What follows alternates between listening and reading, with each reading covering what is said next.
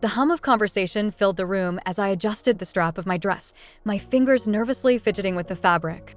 Lucas had insisted on hosting this dinner for his colleagues, and while I usually enjoyed these gatherings, tonight felt different. Maybe it was the way the air seemed charged, or the way my stomach fluttered as if anticipating something I couldn't yet name. I took a sip of my wine, scanning the room when he walked in. Ethan. He was younger than I expected, late 20s, maybe early 30s, with a sharp jawline and a smile that seemed to light up the room. His eyes, a shade of hazel that caught the light just right, darted around before landing on me. For a moment, I felt as if he'd see straight through me, through the carefully constructed mask I wore as Lucas's wife. Then he approached, his hand extended. "Ethan," he said, his voice smooth and confident. "You must be Ruby." "That's me," I replied, forcing a polite smile as I shook his hand. His grip was firm, his touch lingering just a fraction longer than necessary. I pulled my hand back, feeling a strange warmth linger on my skin. "Lucas has mentioned you. Said you're one of the rising stars at the firm." He chuckled, a sound that was both disarming and slightly unsettling. "Lucas is too kind. I'm just trying to keep up with him. He's a hard act to follow." I nodded, glancing over at Lucas, who was deep in conversation with another colleague. He looked so comfortable, so sure of himself. I'd always admired that about him, his ability to command a room without even trying. "Well, you're doing a good job," I said, turning back to Ethan. "Lucas doesn't just hand out compliments."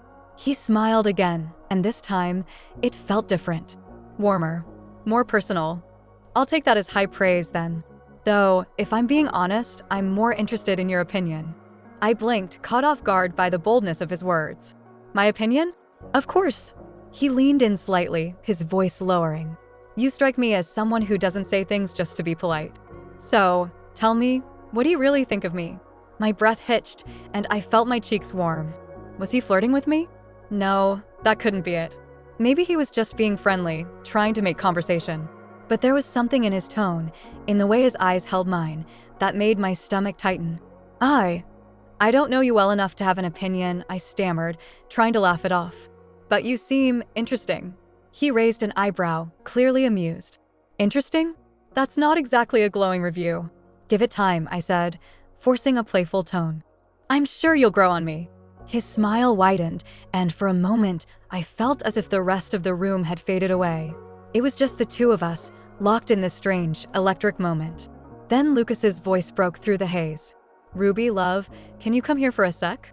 I turned, relief and guilt warring within me. "Excuse me," I said to Ethan, who nodded, that same enigmatic smile still playing on his lips. The rest of the evening passed in a blur. I tried to focus on Lucas, on the conversations around me, but my mind kept drifting back to Ethan. His words, his smile, the way he'd looked at me, it all felt dangerous. Like standing on the edge of a cliff, knowing one wrong step could send you tumbling. Later, as we cleaned up after the guests had left, Lucas wrapped an arm around my waist. "You okay?" he asked, his voice gentle. "You seemed a little distracted tonight." "I'm fine," I said, forcing a smile. "Just tired, I guess." He nodded, kissing the top of my head. "You did great, as always. Ethan seemed to like you." I froze, my heart skipping a beat. "What makes you say that?" Lucas shrugged. "He mentioned you seemed intriguing." I felt a chill run down my spine. Intriguing. The word echoed in my mind, laden with implications I wasn't ready to face. "He's an interesting guy," I said carefully, trying to keep my voice steady. "Yeah, he is," Lucas agreed. "I was thinking maybe we could do a double date sometime. You know, to help him get settled in. He's new to the city, after all." My stomach twisted. "A double date? Sure.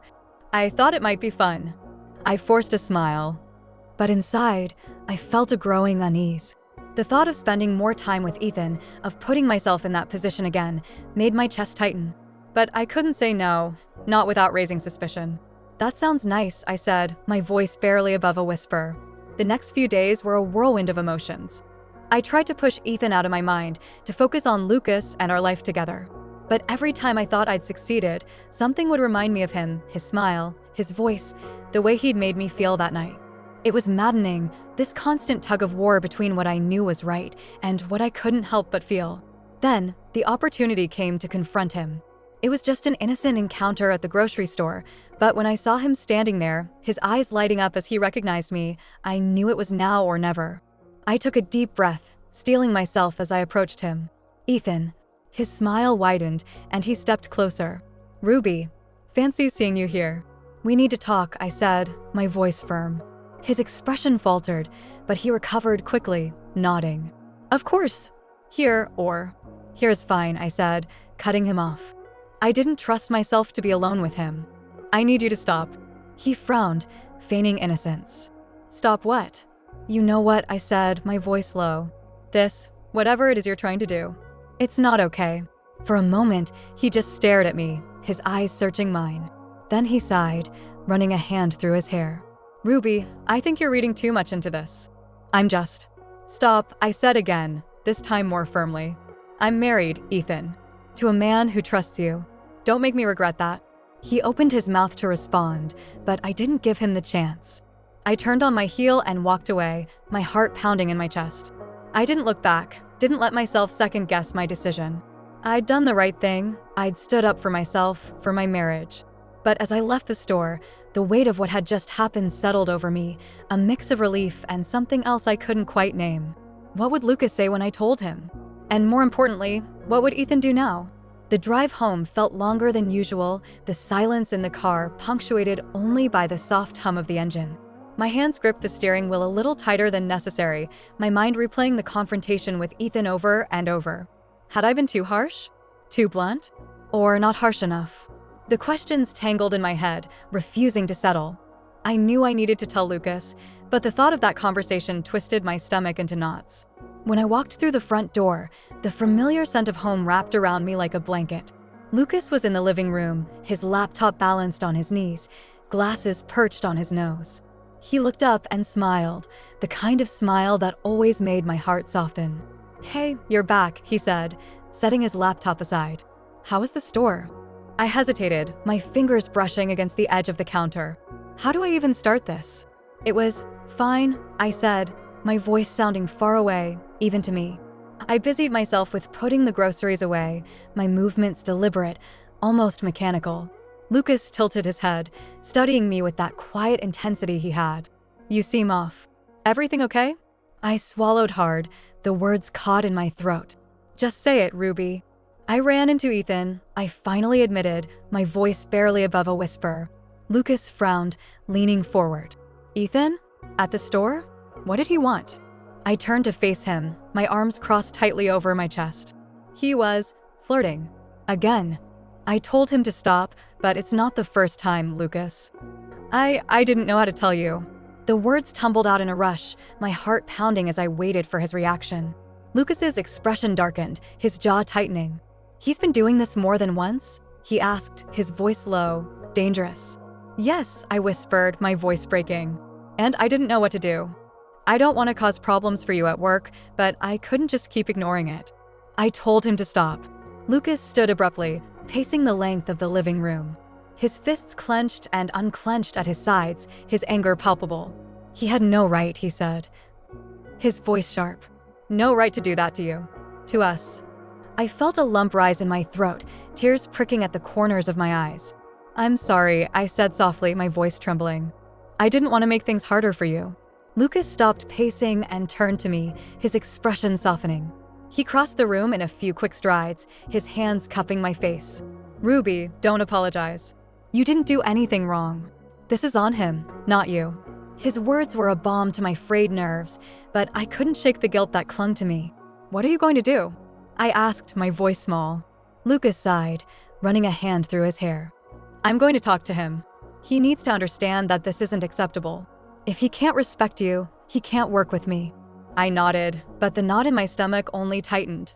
What if this backfires? What if it makes things worse? Lucas must have seen the worry in my eyes because he pulled me into a hug, his arms warm and secure around me. It'll be okay, he murmured into my hair. I'll handle it. You don't have to worry about him anymore. I wanted to believe him, to trust that it would all be okay. But as I clung to him, I couldn't shake the feeling that this was far from over. The next morning, I woke up to an empty bed, the space beside me cold. I found Lucas in the kitchen, already dressed for work, a cup of coffee in hand. He looked up when I walked in, his expression unreadable. "I'm heading in early," he said, his voice steady. "I need to talk to Ethan before the day starts." I nodded, my throat too tight to speak. He set his coffee down and crossed the room, pressing a kiss to my forehead.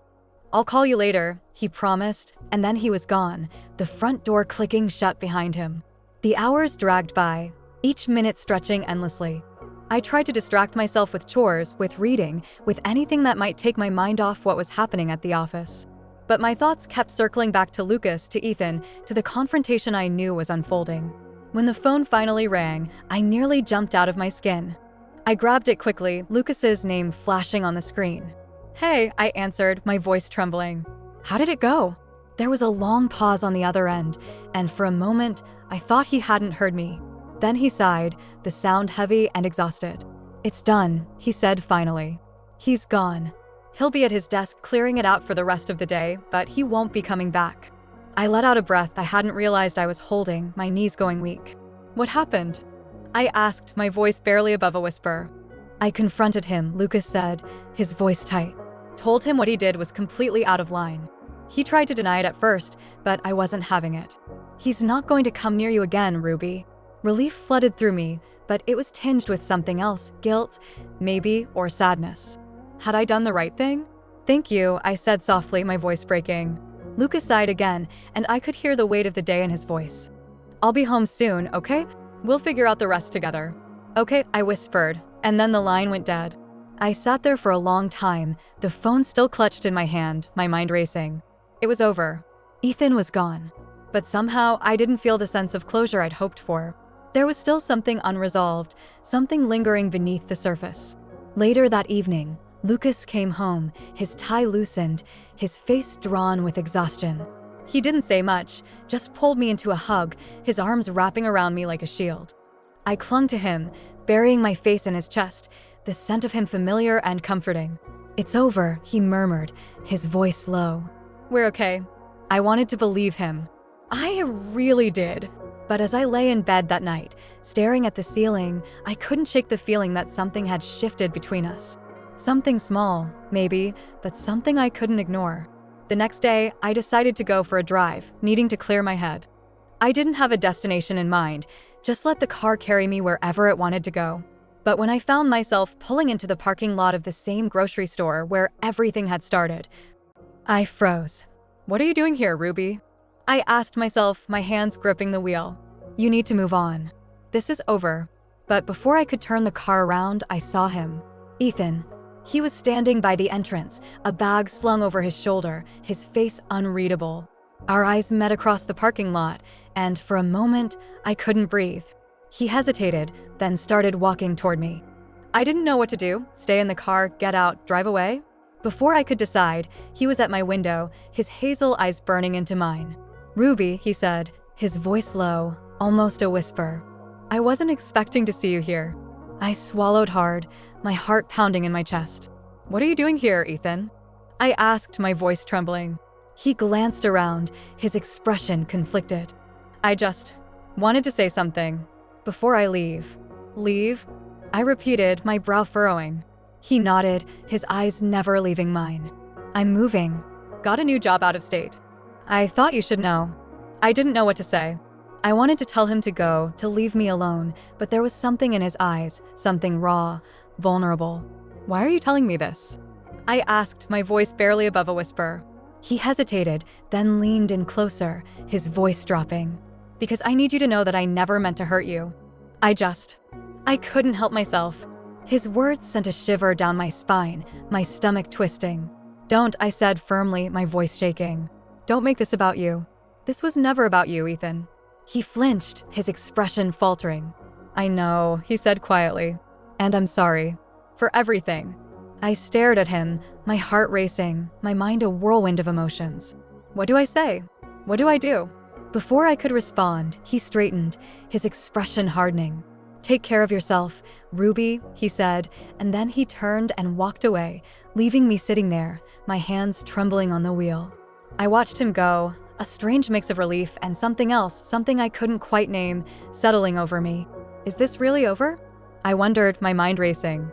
Or is this just the beginning of something else? The drive home felt longer than usual, every passing mile stretching out like an eternity.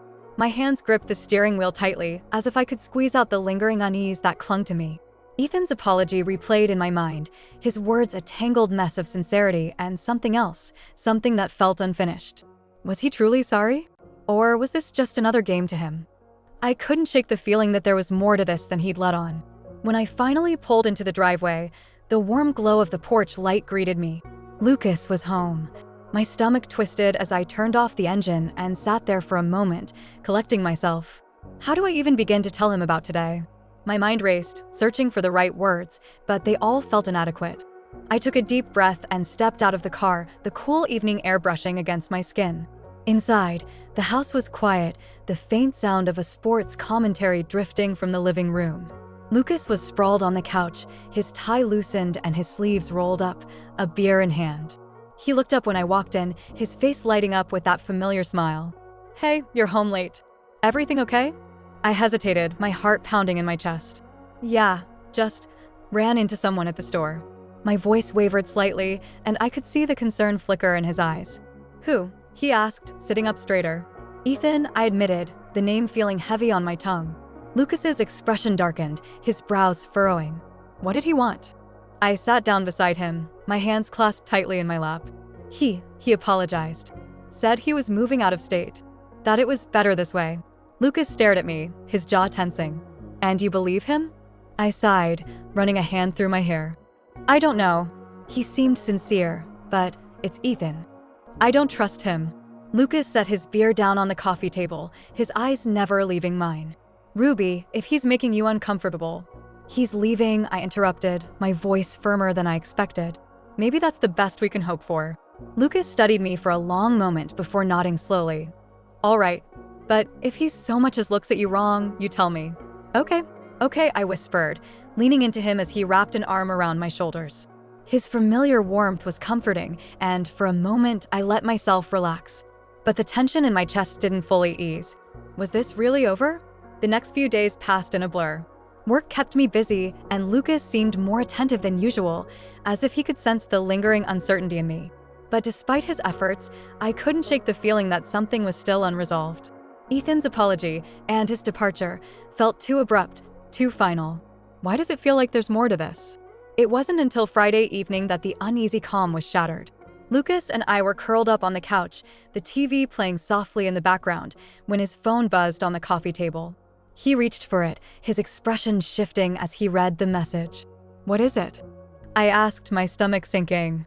"It's Ethan," Lucas said, his voice tight. "He's at the firm's end of quarter party. Apparently, he's telling everyone he's leaving because of me, that I forced him out." My heart leapt into my throat.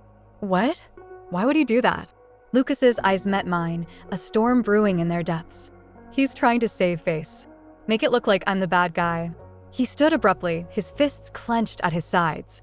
"I'm going to handle this." "Lucas, wait," I started, but he was already grabbing his coat and heading for the door.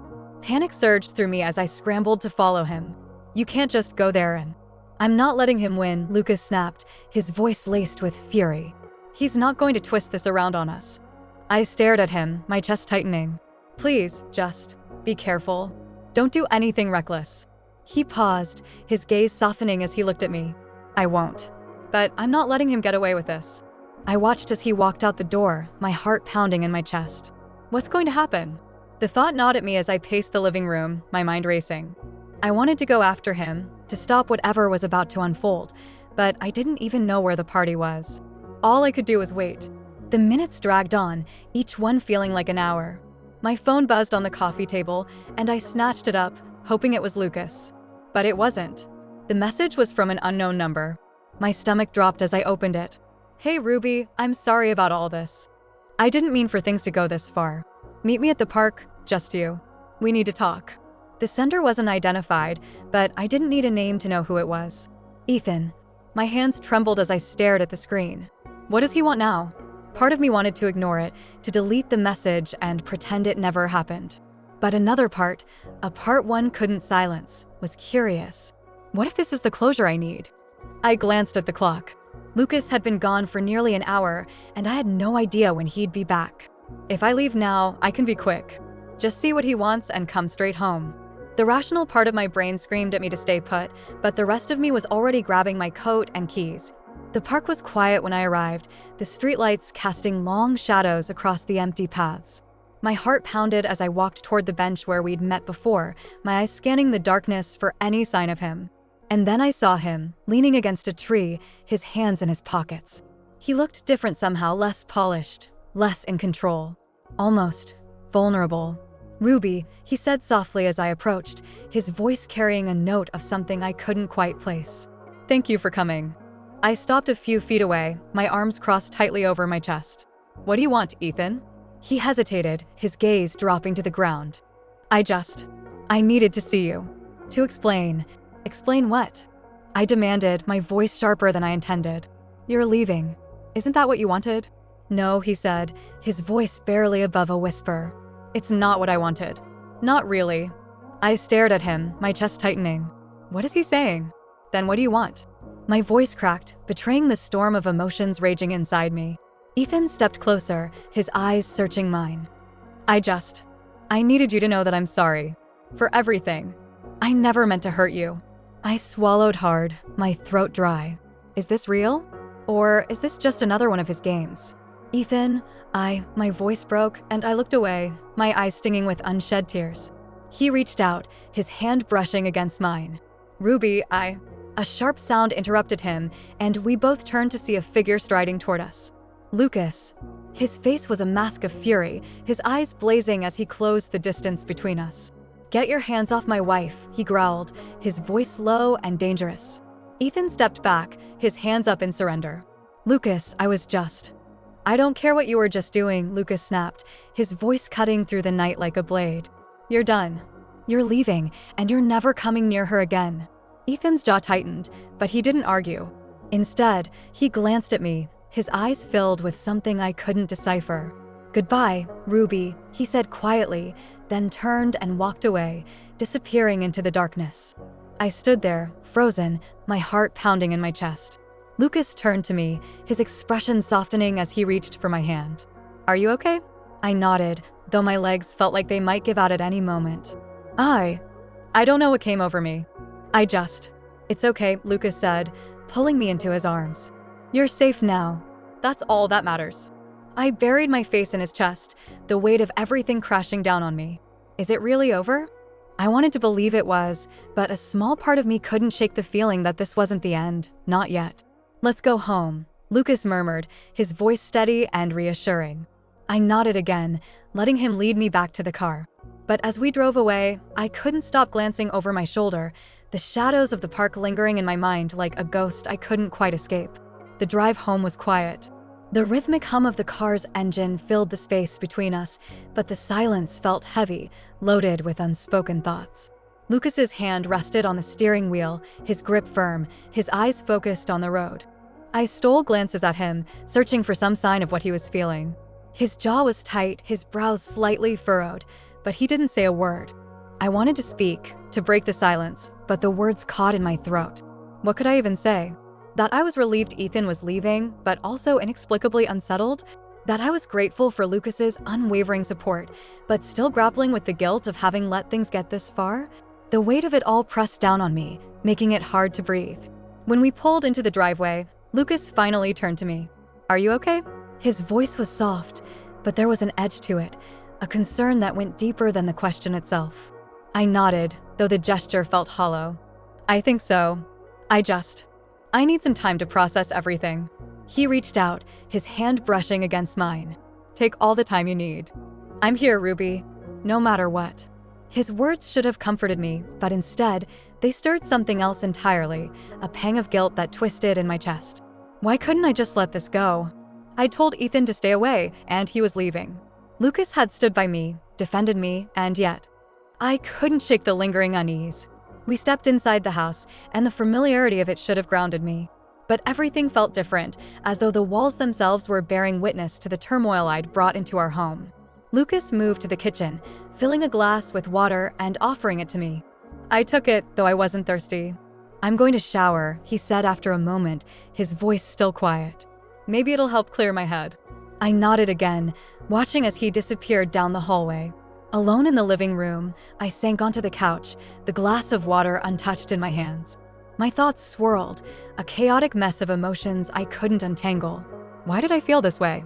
Why couldn't I just let it go? The sound of my phone vibrating on the coffee table snapped me out of my thoughts. I reached for it, my heart skipping a beat when I saw the notification. It was a text from an unknown number. But I didn't need to open it to know who it was from. Meet me at the park. We need to talk. My breath hitched, my fingers trembling as I stared at the screen. Ethan. He wasn't supposed to reach out again. He was leaving. He was supposed to stay away. And yet, there was a part of me that wanted to see him, to confront him one last time, to make sense of everything. I glanced toward the hallway, the sound of the shower running faint in the background. Lucas wouldn't know. I could slip out, talk to Ethan, and be back before he even realized I was gone. But the thought made my stomach churn. What was I thinking? I couldn't do this. Not again. And yet. I stood up, my decision made before I could fully process it. I grabbed my jacket, slipped on my shoes, and quietly opened the front door. The cool night air hit me, sharp and sobering, but it didn't stop me. I walked quickly, my heart pounding with every step. The park wasn't far, just a few blocks away, but the distance felt endless. When I arrived, Ethan was already there, leaning against a tree with his hands in his pockets. He looked up as I approached, his hazel eyes locking onto mine. There was a flicker of something in his gaze, regret, maybe, or something else I couldn't quite place. "Ruby," he said, his voice low. "I wasn't sure you'd come." "I shouldn't have," I replied, my voice steady despite the storm raging inside me. "What do you want, Ethan?" "You're supposed to be leaving." He stepped closer, his presence overwhelming in the quiet of the park. I needed to see you one last time. To explain. Explain what? I crossed my arms, trying to create some distance between us. "You've already done enough." He sighed, running a hand through his hair. "I know. And I'm sorry. I never meant for things to get this far. I couldn't help myself. You're different, Ruby. You're not like anyone else I've ever met." His words should have been flattering, but they only made me feel more conflicted. "That doesn't excuse what you did. You crossed a line, Ethan." "Several lines." "I know," he said again, his voice softer now. "And I'm paying for it. I'm leaving, just like Lucas wanted.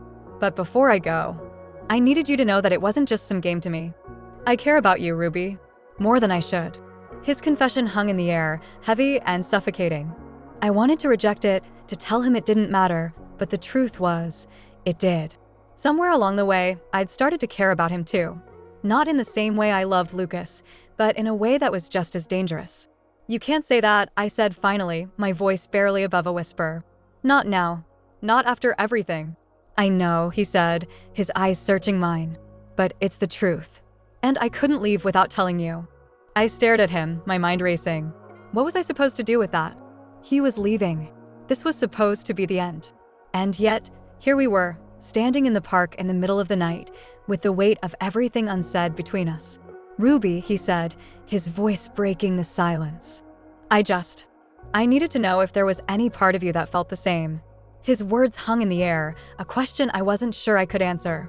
And before I could respond, I heard a voice behind me, sharp and cold. "Step away from my wife, Ethan." I turned, my heart pounding as I saw Lucas standing there, his eyes blazing with anger. Ethan froze, his expression unreadable. "Lucas," I said, my voice trembling. "I can explain." "Can you?" he asked, his gaze shifting to me. "Because it looks like you went behind my back to meet him. Again." I opened my mouth to protest, but the words wouldn't come. What could I even say? Lucas had every right to be angry, to feel betrayed. And yet, the look in his eyes broke my heart. Ethan stepped back, his hands raised in a gesture of surrender. "I'm leaving, Lucas." "I already told you that." I needed to say goodbye." "Goodbye?" Lucas repeated, his voice dangerously low. "You think you get to say goodbye after everything you've done? You're lucky I don't." "Lucas," I interrupted, stepping between them. "Please." "He's leaving. That's what we wanted. Let's just let it go." For a moment, I thought Lucas might argue, but then he exhaled sharply, his shoulders slumping. "Fine, but if I ever see you near my wife again, I won't be so lenient." Ethan nodded, his eyes flicking to mine one last time before he turned and walked away.